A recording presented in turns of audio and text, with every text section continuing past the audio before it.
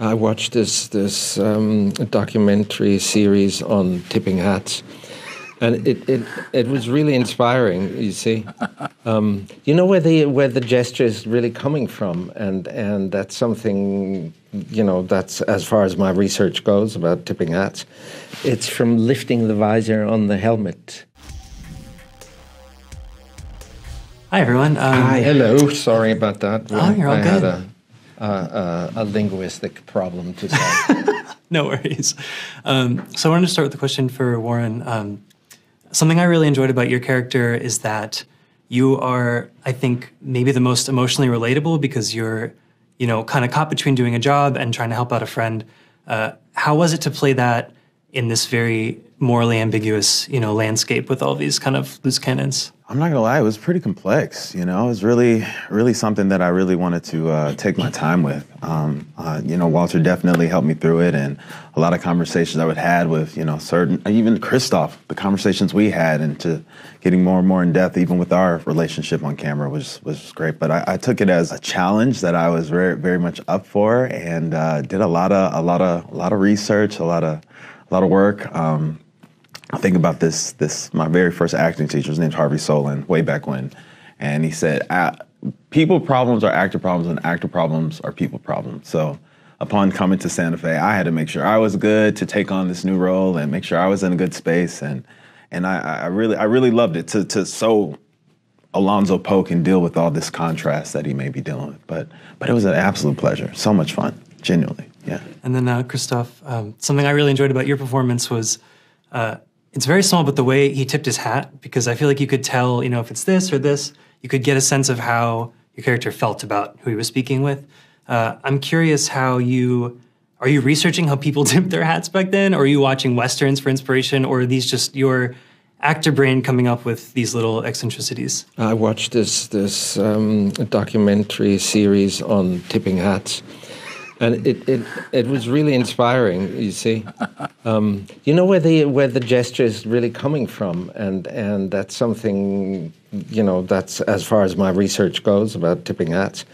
It's from lifting the visor on the helmet. Really? Yeah, and so in our story, that is the most appropriate analogy, I think. You know, you show your face to actually your opponent, so that he knows what he or she, but you know, the knights usually were male when they jousted, to show your opponent who you are. Yeah. And then Willem and Benjamin, both of you play characters who, you know, from the moment you show up on screen, you kind of know that you're trouble. I'm curious, when you're playing a character who's presented as a villain in that way, how much empathy do you have to have in order to do that, you know, do such a good job with it? It sounds corny to say, but you have to try to imbue the character, if you're serious about what you do, with some kind of honesty. Westerns are filled with archetypes. So yes, I understood the assignment. I'm a version of the bad guy, but I wanted to bring a little bit more complexity to it to the extent that I could in what amounts to a handful of scenes. But that credit really has to go to Walter because it's on the page. One thing Walter has done is created something quite familiar, and yet in the way he's populated the story with this particular cast, there's a lot of progressiveness, I would say, just in terms of a reflection of what society is, what it was then, and where we've come now. Some of the issues we were battling then in terms of gender issues and racism are still very much front page for us today. And he does it in a subtle way that is not a distraction, but actually lends quite a degree of depth to the story. As I said, built within something we have grown to expect, a story really of a battle between good and evil, or moral righteousness and not so much. And Willem, how about for you? For me, I don't know. I don't have an overview usually, and I don't really know a character until you get there.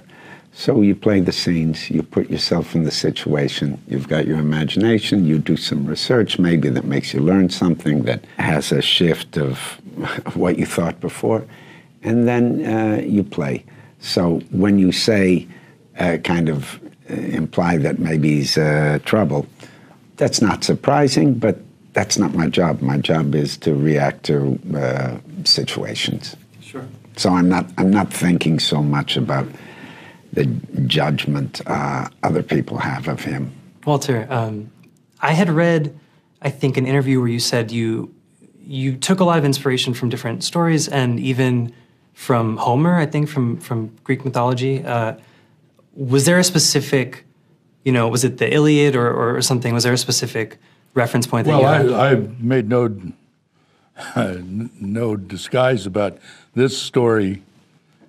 Parallels the Iliad in many ways. A corrupt power figure hires a mercenary to find a presumed abducted wife, and that turns out not to be true upon closer examination, and all hell breaks loose when the pursuit is joined. So as I said to our cast, we know the story works. The story worked for 2,600 years now, so, but we obviously are embellishing it. The only thing I can remember saying in that vein, I think I said once to Christoph that he was Odysseus, not Achilles, but other than that, there were no classical references that I can remember. That's great. I think that's everything I have for you. So thank you so much for your time. Thank you.